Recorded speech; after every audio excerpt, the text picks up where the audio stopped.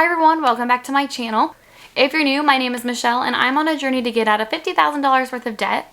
So here on my channel, I post a new budgeting video every single Sunday. I'm also on another journey to lose 65 pounds and I post a new weight loss video every single Wednesday. So if any of that sounds like something you might be interested in, please subscribe so you don't miss when I post a new video. So yes, I do post my actual personal budget, my personal income, finances, everything on the internet every single month.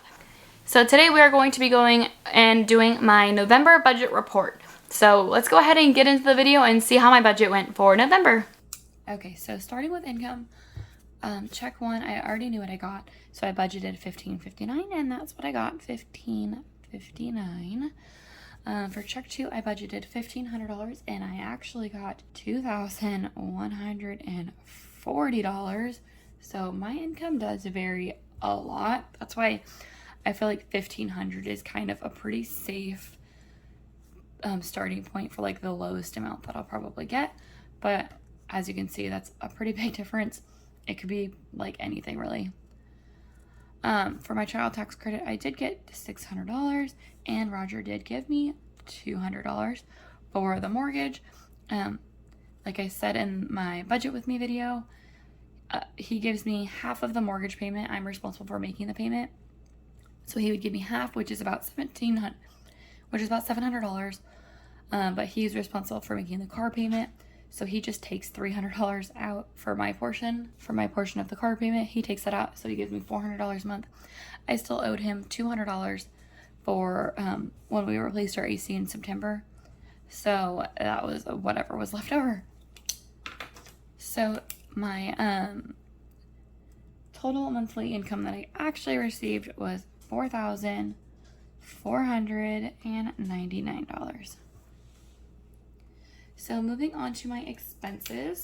So for my mortgage, I budgeted $1,426 and that is what I spent.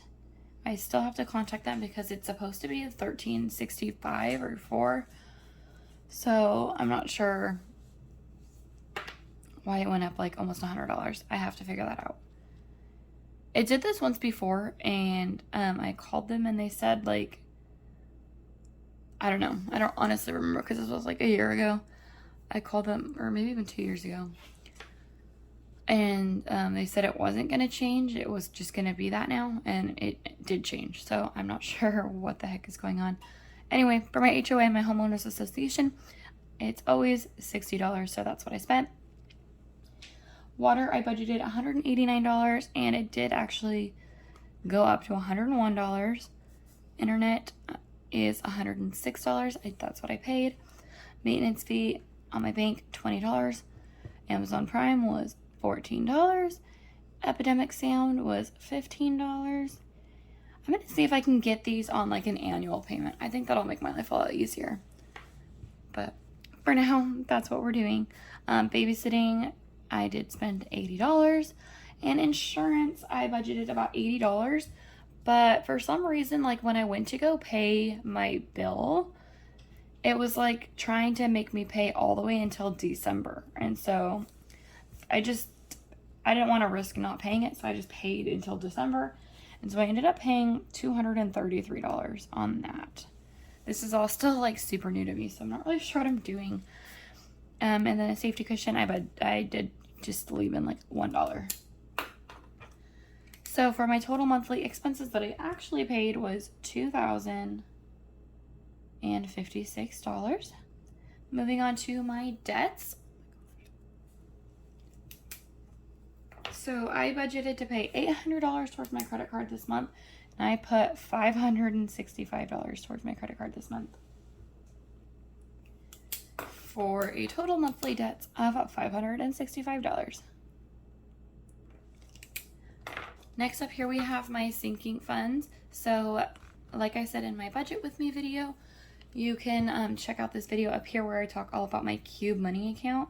So anything that I'm using for spending that is not like basically a fixed expense for my bills, I put in my Cube Money account. So some people might not consider these all sinking funds, but the way it works, it's basically just like an envelope system with a debit card, so you don't have to keep cash.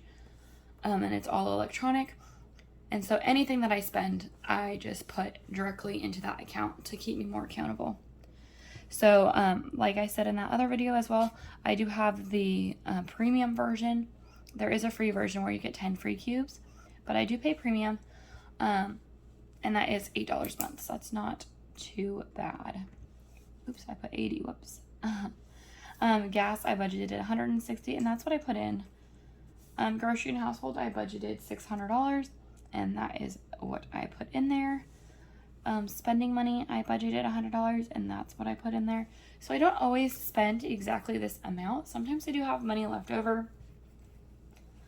But this is just like what I transfer in that account, and so it just like stays there. So it's not sitting in my checking account. So that's kind of how I'm thinking about this money, is I'm transferring it out of my checking account.